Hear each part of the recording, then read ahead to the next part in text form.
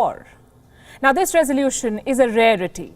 You see, the P5 never agree on anything, not on climate change, not on COVID-19, not even a universal ceasefire. So how did they agree to this one?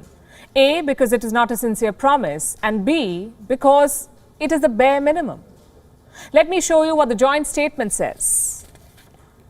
I'm quoting, "We reaffirm that a nuclear war cannot be won and must never be fought, as nuclear use would have far-reaching consequences. We also affirm that nuclear weapons, for as long as they continue to exist, should serve defensive purposes, deter aggression and prevent war."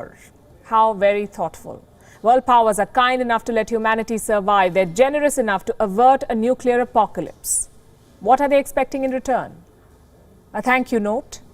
The fact is that the P5 has brought us to the brink of nuclear apocalypse. Put together, they have 12,620 nuclear warheads.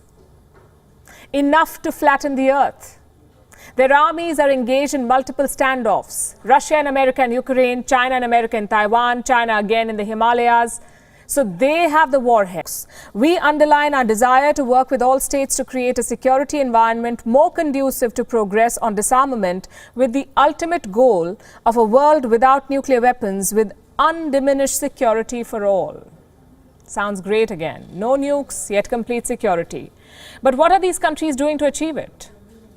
Look at China, for instance. Right now, they have around 350 nuclear warheads, 350. But reports say that they're expanding. By 2027, China could have 700 nukes. And by 2030, 1,000. Now, these numbers were published by the Pentagon. So, yes, it could be an exaggeration. But the intent is unquestionable.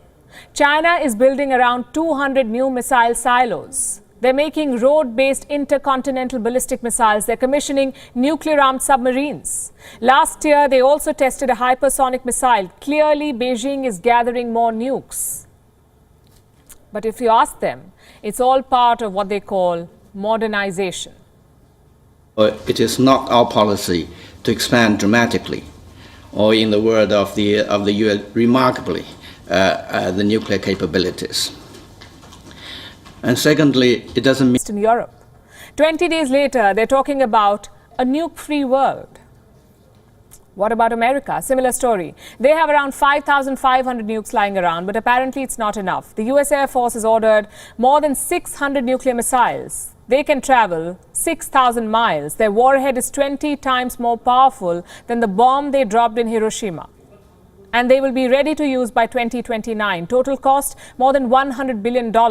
How does America get away with this expansion? Same way as China does. They don't call it expansion, they call it modernization. Technically, these new missiles will replace old ones. But why not retire them completely? Because the US is not sincere. France, by the way, was not even happy with this resolution. Their policy permits first use of nuclear weapons, meaning they don't have to wait for an attack. They can fire nukes as a warning.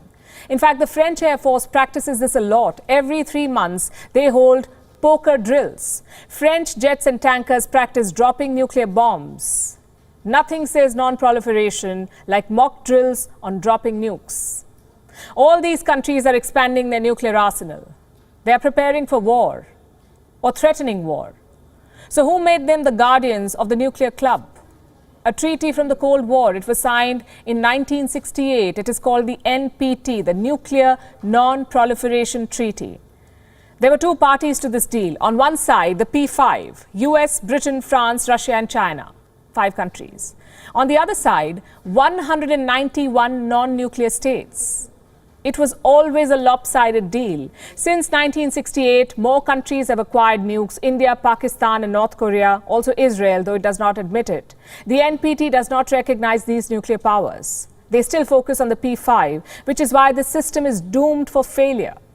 Take Iran or North Korea, for instance. Both countries are being asked to abandon their nuclear program. I agree they should. But how can America or Russia or Britain convince them to do that? You cannot hoard thousands of nukes at home and then preach non-proliferation abroad.